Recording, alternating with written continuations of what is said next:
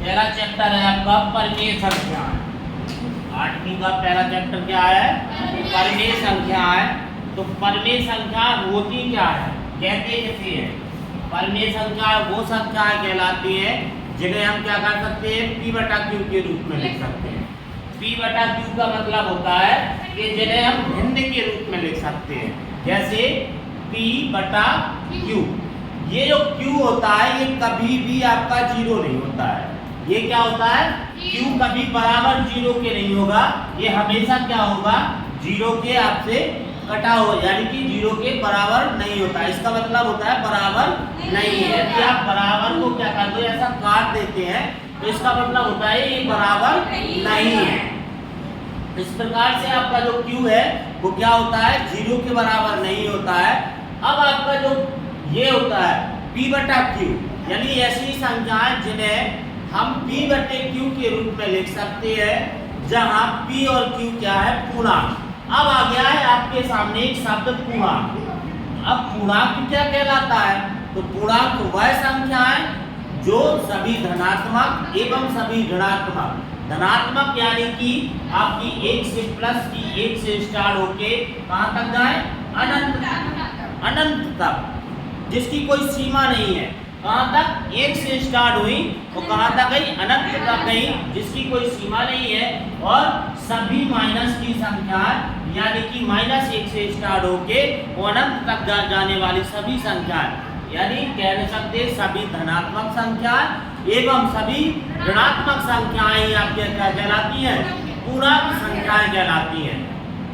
हमें इस वाले चैप्टर नंबर जो आपका अध्याय है, अध्याय फर्स्ट, यानी कि इसके बारे में आपको सिर्फ इतना ही पढ़ना है कि पूर्णांक क्या है, रैशनल नंबर क्या है।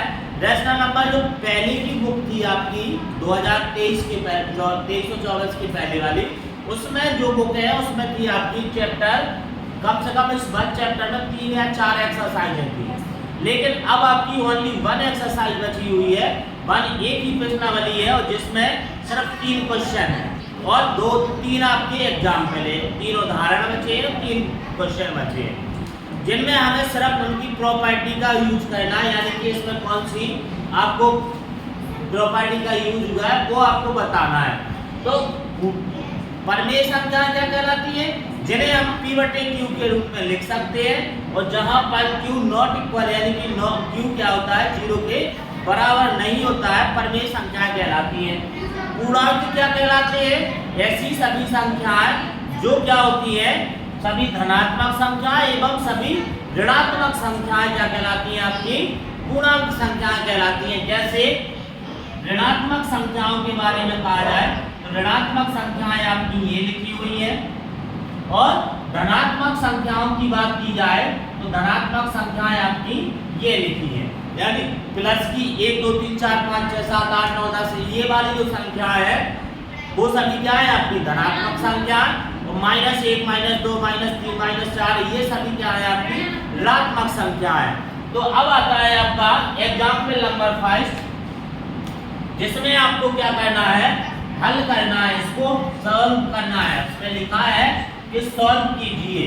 अब आपको इसको ऐसे सॉल्व करना है, बहुत छोटी सी क्लासों में आप पढ़ते रहे हो, भिन्न को जैसे हम सॉल्व करते थे वैसे ही है इसमें भी।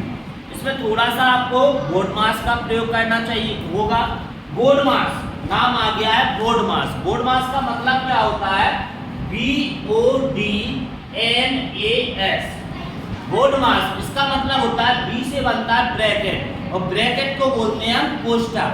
कोष्ठक भी आपके क्या होते हैं, 3 प्रकार के होते हैं। कोष्ठक कितने प्रकार के होते हैं, 3 प्रकार के होते हैं। कौन कौन से? एक होता है छोटा, मझला और बड़ा। ये 3 प्रकार के आपके कोष्ठक होते हैं। छोटा कोष्ठक इस तरीका से बनेगा, मझला कोष्ठक आपका ऐसा बना हुआ दिखाई देगा, ये आपका मझला कोष्ठक है, और बड़ा कोष्ठक जो बनेगा वो इस तरीका से। इसमें भी तरीका होते हैं इसको हल करने के। इसमें सबसे पहले छोटे कोष्ठक को हल किया जाएगा, फिर बड़े मझले कोष्ठक को हल किया जाएगा, और फिर सबसे लास्ट में बड़े कोष्ठक को हल किया जाएगा। ऑफ, ओ का मतलब होता है ऑफ। ऑफ का मतलब होता है का, और का मतलब होता है गुणा।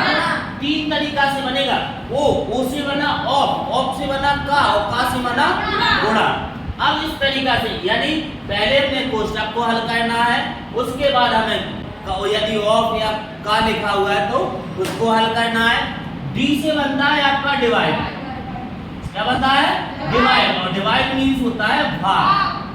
फिर हम क्या करते हैं, पहले हमने कोष्टक हल किया, फिर अपना का गुणा किया, और फिर उसका भाग कर दिया यदि उसमें भाग का चिन्ह है। अब इसके बाद आता है आपका एम से बनता है मल्टीप्लाई। मल्टीप्लाई का मतलब होता है गुणा। अब दो बार गुणा, यानी एक का गुणा और ये काय का गुणा हो जाएगा मल्टीप्लाई का, यानी कि एम वाले का। फिर आता है आपका ई नंबर का, ई से होता है ऐड। ऐड मीन्स होता है जोड़ना। ऐड मीन्स होता है जोड़ना। अब इसको क्या करेंगे, जोड़ेंगे। और एस मीन्स होता है सबट्रैक्ट, यानी कि घटाना। ये क्या होता है? घटाना। तो इस प्रकार से हम बोर्ड मास का प्रयोग करते हैं, और बोर्ड मास जिनको बनती है बहुत आसान हो जाता है उनके लिए। कोई भी आपके क्वेश्चन है सभी आसान हो जाते हैं आपको सॉल्व करना। इसके बाद आता है आपका फर्स्ट चैप्टर का फर्स्ट एग्जाम्पल, जिसमें आपको उदाहरण नंबर 1 है। उदाहरण 1 आपका अध्याय है 1। पहला अध्याय का पहला क्वेश्चन है, जिसमें एग्जाम्पल दिया गया है कौन सा?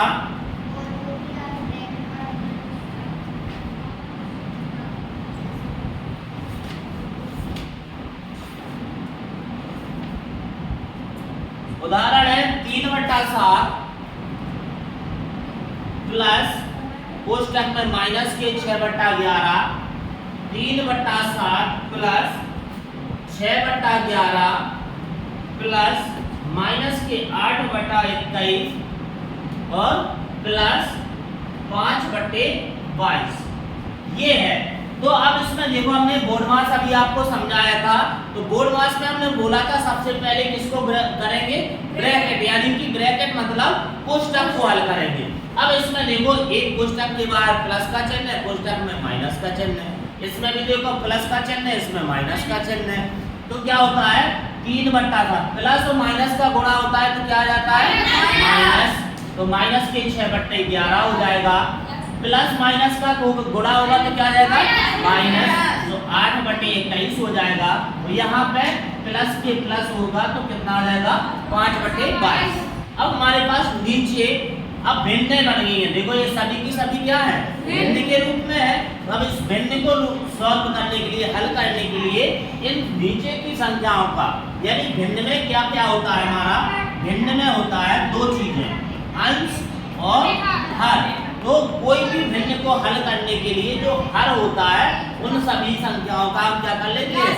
लासा, यानी कि लघुत्तम समावर्तक, यानी कि एलसीएम। एलसीएम हम इसका लेंगे तो ये क्या बन जाएगा आपका? एलसीएम किस किस का लेना है हमें? हमें लेना है 7, 11, 21 और 22 का। तो सबसे पहले सबसे छोटी अभाज्य संख्या से काटते हैं। तो सबसे छोटी अभाज्य संख्या क्या होती है? 2 होती है आपकी। सबसे छोटी अभाज्य संख्या 2 होती है। फिर हम 2 से काटेंगे तो 2 से काटेंगे 7, 11, 21 और ये 22 कट जाएगा। तो कितनी बार में? 11 बार में कट जाएगा। इसके बाद आपका 3 से काटेंगे 7, 11, 7, 11। अब देखो ये 3 से नहीं कटेगा, अब किससे कटेगा? 7 से। तो 7, 11, 1, 11। अब इसके बाद सिर्फ 11 बचा है तो 11 से काट देंगे 1 या 1, 1, 1। अब हमारा जो कटा है सभी का हम क्या करेंगे? गुणा कर लेंगे। तो देखो 11 गुणे 7 करेंगे तो 77 हो जाएगा, और 77 गुणे 6 करें वो 3 और 2 का करेंगे तो 6 हो जाएगा। 11 और 7 का गुणा किया तो कितना हो गया? 77, और 3 और 6 का गुणा किया 77 और वो 6 हो जाएगा। 3 और 2 का गुणा किया तो 6 हो गया, और 11 और 7 का गुणा किया तो 77 हो गया। 6 अब बचा हमारा 77 गुणे 6, तो 7 × 42 की क्या आ जाएगी? 2 हासिल आ जाएंगी 4। अब फिर से 77 है तो 7 गुणा 6 फिर करेंगे तो 7 शून्य 42 और 4 हासिल आई थी तो कितने हो जाएंगे 46। तो आ जाएगा आपका 462। 462 का आपने एलसीएम निकाल दिया हमारा। अब 7 का भाग देंगे 462 में। 7 का भाग क्या करना है 462 में देंगे तो 7 का भाग हमने 462 में दिया, कितनी बार जाएगा 6, तो आपको 42 आ जाएगा यहाँ पे और यहाँ 400 फिर 6, यानी कि कितना मिल जाएगा हमें 66। अब इस 66 का क्या करेंगे 3 से मल्टीप्लाई यानी 3 से गुणा कर देंगे। क्यों? क्योंकि नीचे की संख्या का क्या कहते हैं भाग, और जो भागफल आता है उसका हम क्या कर देते हैं गुणा। अंश जो ऊपर दिया रहता है उससे क्या कर देते हैं गुणा। तो इससे 3 का गुणा करेंगे 3 18 और 3 18 1 19, एक हासिल आ जाएगी क्योंकि 18 की, तो कितना 18 और 1 19, यानी कितना मिल गया हमें 198। अब माइनस का चिन्ह है तो माइनस का चिन्ह लगा लेंगे। इसके बाद हमारा क्या है कि आपको फिर हमें 11 का भाग देना है 462 में, तो हमने 11 का भाग देंगे 462 में तो 4 बार जाएगा 11 चौक 44 बन जाएगा। 6 में से 4 चली जाएंगी तो कितनी बचेंगी आपकी 2, और अंक उतार लेंगे 2 का तो कितने बन जाएंगे 22। अब 11 का भाग 22 में देंगे तो कितनी बार जाएगा 2 बार, तो 22 भी कट जाएगा। अब हमारे पास ऊपर कितना है 6, तो 6 का इसमें गुणा कर देंगे। 6 दूनी 12 की 2, हाथ से लाई 1 और 6 चौको 24 से 1 हासिल 125, यानी कि कितना मिल गया 252। अब आपको क्या करना है 21 का भाग देना है 462 में। अब क्या करेंगे 21 का भाग देंगे हम 462 में, तो 21 दूनी 42 बच जाएगा आपका 4, अंक उतार लेंगे 2 का, 21 दूनी 42, यानी कि कितनी बार में कट गया है आपका 22 बार में। अब 22 का गुणा 8 से कर देंगे तो कितना आ जाएगा आपका 8 दूनी 16 की 6 हाथ से लाई 1, 8 दूनी 16 1 17, 176 आ जाएगा। माइनस का चिन्ह सो 176। अब क्या करना है 22 का भाग देंगे किसमें 462 में, तो 462 में हम 22 का भाग देंगे तो 22 दूनी होता है 44, तो यहाँ पे आ जाएगा 44। 6 में से 4 गए 2 बचे जाएंगे और 2 अंक उतार लिए तो कितने बन जाएंगे 22, और 22 से कम 22, तो ये कितनी बार में कट गया है 21 बार में। 21 का गुणा किससे कर देंगे 5 से, तो 21 पंचे होता है 105। 21 पंचे कितना होता है 105, तो प्लस का चिन्ह है तो 105 आ जाएगा। लो हमने पूरी भिन्न को हल कर लिया, आपका एलसीएम यानी लघुत्तम समावर्तक ले लिया था। अब यहाँ से देखो ये 198 105 का की है, प्लस की संख्या है, तो ये दोनों का की है माइनस की है, तो प्लस प्लस वाली जुड़ जाएंगी और माइनस माइनस वाली जुड़ जाएगी, लेकिन चिन्ह का आ जाएगा माइनस का। तो 198 में 105 जोड़ेंगे, 8 5 13 की 3, हाथ से लाई 1 तो 9 और 0, तो 9 की 9 हो जाएगी, हाथ से की 110 की 0 और 1 और 1 2 हाथ से 103, कितना मिल गया 303। अब देखो इन दोनों को जोड़ेंगे माइनस वालों को, लेकिन चिन्ह का रहेगा माइनस का। 6 में 2 जोड़ेंगे तो कितना हो जाएगा 8, और 7 में 5 को जोड़ेंगे तो कितना हो जाएगा 12 की 2 हाथ से लाई 1 और 2 1 3 और हाथ से ले 4, कितना बना 428, और नीचे आपका कितना था 462। अब देखो यहाँ पे माइनस की संख्या बड़ी है तो चिन्ह का आ जाएगा माइनस का, और 428 में से 303 को घटा दो तो बचेगा आपका 125, बटे में हो जाएगा 462। ये आपका आंसर हो जाएगा। इस तरीका से आपका क्या हो गया है, ये पूरा हल हो चुका है, यानी हमने इसको निकाल दिया है। देखो अब आपका है उदाहरण नंबर 2 स्टार्ट होता है, और अभी हमने क्या किया था 1 नंबर का स्टार्ट कर लिया है। अब दूसरे नंबर में इसमें देखो उसमें था हमारे प्लस माइनस, इसमें देखो सभी की सभी जो भिन्न दी गई है वो क्या दी गई है, गुणा के रूप में दी गई है। तो गुणा के रूप में क्या होता है, जो ऊपर नीचे की संख्या होती है वो अर्धांशता हमारी कट जाती है। तो यहाँ से देखो आपका क्वेश्चन है ये माइनस के 4/5 गुणा 3/7 गुणा 15/16 गुणा माइनस के 14/9। अब यहाँ से देखो 5 से यदि हम काटे तो 5 एकम 5 और 5 3 15। इस 4 से काटेंगे तो 4 एकम 4 और 4 चौको 16। यानी यहाँ पे आपका बचा है माइनस के 1/1 गुणा 3/7। यहाँ कटने के बाद क्या बचा है 3/4 और यहाँ पे हमारा जो था माइनस के 14/9। अब देखो यहाँ पे कि यदि हम 7 से काटते हैं 7 एकम 7 और 7 दूनी 14। देखो 3 त्रिका कितना हो जाएगा 9, 3 त्रिका 9, ऊपर कितना मिल गया 9 और नीचे भी हमें कितना मिल रहा है 9। तो ये दोनों 3 कट गए किससे, इस 9 से। अब हमारे पास क्या बचा माइनस का 1। यहाँ सब कुछ कटने के बाद क्या बचा है 1/1। यहाँ पे आपका कटने के बाद क्या बचा है 1/4 और यहाँ कटने के बाद क्या बचा है 2/1। इतना हो गया। देखो अभी देखो ये माइनस का 2 ऊपर है तो ये क्या है आपका प्लस का 4 नीचे। तो 2 एकम 2 2 दूनी 4। तो हमारे पास अब बचा है माइनस का 1/1 गुणा 1/1 गुणा 1/2 गुणा माइनस की 1/1। अब देखो माइनस 1 का गुणा प्लस 1 से होगा तो माइनस आ जाएगा, माइनस 1 का गुणा प्लस से होगा तो फिर माइनस आ जाएगा। अब माइनस 1 का गुणा माइनस 1 से होगा तो क्या आ जाएगा प्लस हो गया। अब देखो 1 का गुणा 1 से करेंगे तो 1 एकम 1, 1 का गुणा 2 से करेंगे तो 1 दूनी 2 और 2 का गुणा 1 से करेंगे तो 2 एकम 2। यानी कितना हमें मिल गया है, हमें आंसर में मिल गया है 1/2। अब है आपका उदाहरण नंबर 3। 1 और 2 कर लिए हमने। उदाहरण नंबर 3 है आपका कि 2/5 गुणा माइनस के 3/7 माइनस 1/14 माइनस 3/7 गुणा 3/5। इसमें हमें किसी भी गुणधर्म का प्रयोग नहीं करना है क्योंकि उसने सीधा सीधा बोला है कि हल कीजिए। हमने किसी भी एग्जाम्पल यानी किसी भी उदाहरण में कोई भी गुणधर्म का प्रयोग किस लिए नहीं किया, इसलिए नहीं किया क्योंकि उसने सीधा बोला था कि हल कीजिए। तो हमने सीधे सीधे हल किए। अब यहाँ पे देखो ये दोनों जो पद है ये आपके गुणा में है और लास्ट के दोनों पद भी क्या है गुणा में, लेकिन एक बीच का जो पद है वो माइनस में है। तो हम इन दोनों का क्या करेंगे गुणा कर लेंगे और इन दोनों का भी गुणा कर लेंगे।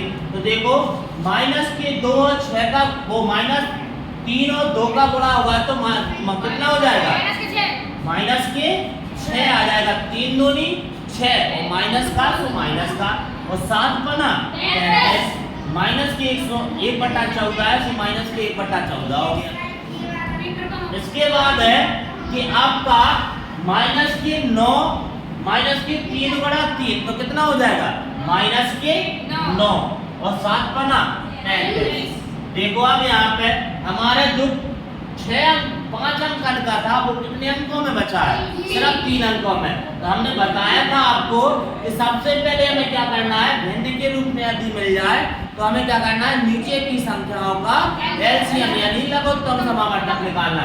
अब इसमें देखो 35 2 बार है तो हम क्या करेंगे लघुत्तम समावर्तक में एक बार लिख लेंगे यानी कि क्या हो जाएगा आपका 35, 14। अब देखो ये 35 नहीं कटेगा 2 से लेकिन 14 2 से कट जाएगा तो 2 से लिखेंगे तो 35 यहाँ आ जाएगा आपका 7। अब 5 से काटेंगे तो कितना आ जाएगा 7 और 7। अब 7 से काटेंगे तो इतना आ जाएगा गुणा करेंगे 2 गुणे 5 गुणे 7 तो 7 बना 35 35 दूनी 70। एलसीएम जो लघुत्तम समावर्तक आया है वो आ गया आपका कितना 70 आ गया है। अब 35 का भाग 70 में देंगे 2 बार जाएगा और 2 का गुणा -6 के साथ करेंगे तो कितना हो जाएगा माइनस के 12। माइनस का चिन्ह है तो माइनस का चिन्ह लगा लिया। 14 का भाग 70 में देंगे कितनी बार जाएगा 5 बार जाएगा और 5 का 1 के साथ गुणा करेंगे तो कितना हो जाएगा 5 एकम 5। फिर से माइनस का चिन्ह है तो माइनस का चिन्ह आ जाएगा। 35 का भाग 70 में देंगे कितनी बार जाएगा 2 बार जाएगा और 2 का गुणा 9 से करेंगे तो 9 दूनी 18। अब ऊपर के सभी संख्याएं क्या है माइनस में है तो जुड़ जाएंगी लेकिन चिन्ह का आएगा माइनस का। तो यहाँ पे हो जाएगा माइनस 18 में 5 जोड़ेंगे तो 23 हो जाएगा और 23 में 12 जोड़ेंगे तो 35 हो जाएगा। कितना आ जाएगा 35/70। अब 35 से काटेंगे 35 से कम 35 और 35 दूनी 70 यानी माइनस के 1/2 ये आपका आंसर हो जाएगा। देखो अब आपको इसमें है गुणधर्म का प्रयोग। ये 3 नाम का सबसे ज्यादा प्रयोग होता है वर्णीय संख्याओं वाले चैप्टरों में। क्या होता है इन वाले आपके 3 नाम का सहचारिता या गुणन सहचर इसी एक ही नाम है। जैसे सहचारिता वैसे उसका नाम लिख सकते हैं गुणन सहचर। पहला नाम है योगात्मक प्रतिलोम। योगात्मक प्रतिलोम वो प्रतिलोम कहलाते हैं कि इनमें क्या होता है आपका जो संख्या प्लस की होती है वो काय की हो जाती है माइनस की और जो माइनस की भिन्न होती है वो काय की बन जाती है प्लस की। जैसे हमें दिया है 17/13 एक भिन्न दी गई है 17/13। तो अब इसका यदि कहा जाए कि 17/13 का योगात्मक प्रतिलोम ज्ञात कीजिए तो ये क्या बन जाएगी माइनस के 17/13। यानी हमारा योगात्मक प्रतिलोम में क्या होता है सिर्फ चिन्ह परिवर्तन हो जाते हैं और जो की 9 संख्याएं बनी रहती हैं। यानी कि जो प्लस की संख्या होती है वो क्या हो जाती है माइनस की हो जाती है और सिर्फ ऊपर बदल देते हैं नीचे नहीं बदलते हैं। कहाँ बदलेंगे ऊपर बदल जाएंगे अंश में बदल जाएंगे। यानी माइनस के 17/13 क्या हो जाएगा प्लस का 17/13 जो था वो काय का बन गया है माइनस के 17/13 या माइनस के 13/17 होता तो क्या बन जाता 13/17। ये माइनस का था तो काय का बदल गया है प्लस का। इसको बोलते हैं योगात्मक प्रतिलोम। इसके बाद आता है गुणात्मक प्रतिलोम। गुणात्मक प्रतिलोम में क्या होता है जो संख्या अंश में होती है वो कहाँ चली जाती है हर में और जो हर में होती है वो कहाँ चली जाती है अंश में। जैसे आपका लिखा है 4/5 तो बन जाएगा 5/4। यानी जो आपका यदि हमें बोला जाए कि 4/5 का गुणात्मक प्रतिलोम ज्ञात कीजिए तो गुणात्मक प्रतिलोम का मतलब है कि जो अंश है वो हर बन जाएगा जो हर है वो क्या बन जाएगा अंश। यानी कि 4/5 का गुणात्मक प्रतिलोम क्या हो जाएगा 5/4। अब इसमें क्या होता है सहचारिता या गुणन सहचर। सहचारिता या गुणन सहचर में होता है कि किसी भी संख्या में जैसे ये ऐसा बनता है b गुणा c बराबर में हो जाएगा आपका a गुणा b गुणा c। देखो कितना सा अंतर दिख रहा है। एक बार a जो था वो कहाँ था बाहर था लेकिन दूसरी बार जब बराबर को साइड पहुंचे तो ये कहाँ पहुंच गया है कोष्ठक के अंदर पहुंच गया है। इसी को बोलते हैं गुणन सहचर या सहचारिता।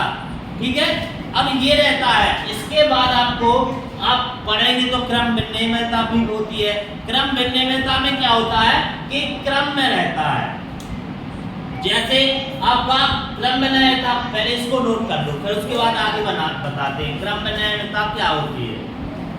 तो क्रम विनिमेयता के बारे में भी हम बताएंगे। योगात्मक प्रतिलोम हो गया गुणात्मक प्रतिलोम हो गया गुणन सहचर भी हो गया है। अब आप पढ़ेंगे किसके बारे में क्रम विनिमेयता। क्रम विनिमेयता में क्या होता है जैसे कोई संख्या लिखी है 2/7 गुणा 11/9 ये संख्या लिखी है तो ये बराबर के उस साइड में क्या हो जाएगी जो आगे भिन्न थी वो कहाँ पहुंच जाएगी पीछे और जो पीछे थी वो कहाँ पहुंच जाएगी आगे। तो ये क्रम में रहते हैं ये क्रम में यानी कि जो आगे वो पीछे जो पीछे वो आगे। इस तरीका से यदि इनका गुणा करेंगे तो क्या आएगा उतना के उतना ही आएगा। देखो ये अब बन जाएगा 11/9 गुणा 2/7। देखो 11 दूनी 22 और 9 7 63 यहाँ पे भी हल करेंगे तो 2 को 11 में गुणा करेंगे तो कितना आएगा 22, और 7 का गुणा 9 में करेंगे तब भी क्या आएगा 63। यानी हल करने पे जो आंसर आएगा वो ज्यों का त्यों आएगा, लेकिन इसमें क्या होता है कि जो क्रम होता है वो क्या होता है, जो पहले संख्या होती है भिन्न होती है वो पीछे पहुंच जाती है, और जो पीछे होती है वो आगे आ जाती है, एक क्रम भिन्नता होती है। इस तरीका से हम इसको सॉल्व करते हैं। अब आएंगे अपनी आपकी पहली एक्सरसाइज यानी कि 1.1 का पहले का पहला क्वेश्चन है। इसमें आपको दिया गया है कि -4/5 गुणा 1 बराबर 1 गुणा -4/5 बराबर में -4/5। देखो इसमें क्या हो रहा है कि -4/5 में 1 का गुणा हो रहा है और 1 में -4/5 का गुणा हो रहा है, तो हमें आंसर कितना मिल रहा है -4/5, यानी 1 का गुणा। इसका सारांश यदि निकाला जाए तो निकल के आएगा कि चाहे 1 का गुणा किसी संख्या में करो या किसी संख्या का 1 में गुणा करो, दोनों कंडीशन में वही संख्या हमारी मिलने वाली है। यानी चाहे हम किसी संख्या में 1 का गुणा करें या किसी संख्या का 1 में गुणा करें तो हमें क्या होता है वही संख्या मिलती है। तो क्या हो जाएगा 1 गुणात्मक तत्समक है। क्या है इसमें कौन सी गुणधर्म का प्रयोग हुआ है, 1 गुणात्मक तत्समक का प्रयोग हुआ है। क्यों? क्योंकि 1 का गुणा हो रहा है और 1 ही में गुणा हो रहा है, तो वही संख्या हमें प्राप्त हो रही है। दूसरा क्वेश्चन है कि आपका -13/17 गुणा है -2/7, तो आगे चल के हो जाएगा -2/7 गुणा -13/17। देखो अभी हमने क्रम भिन्नता के बारे में बताया था कि जो आगे होता है वो कहाँ पहुंच जाता है, जो पीछे होता है वो कहाँ हो जाता है आगे। देखो पहले था हमारा -13/17 और गुणा में था -2/7, तो अब क्या बन गया है -2/7 गुणा -13/17, तो ये क्या हो जाएगी आपकी क्रम भिन्नता।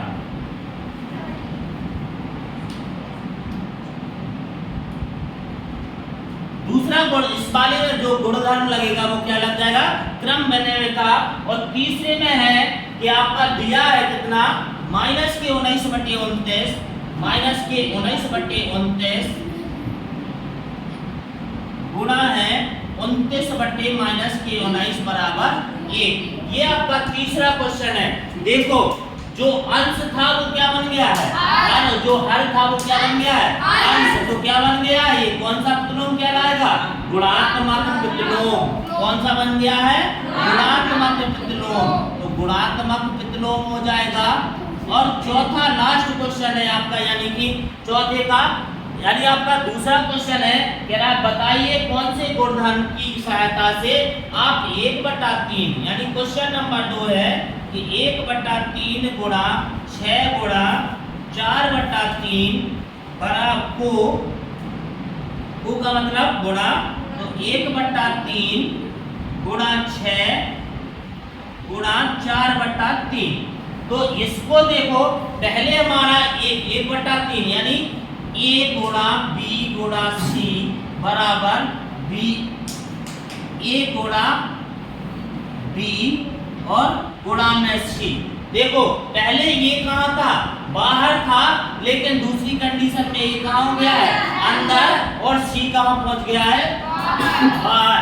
इसको क्या कहते थे अभी हम गुणनसाचर या सहचारिता, क्या कहते थे सहचारिता। तो इस प्रकार से आपका 1 चैप्टर विथ एग्जाम्पल के समाप्त होता है और आपके ये आपके पूरे क्वेश्चन समाप्त होते हैं।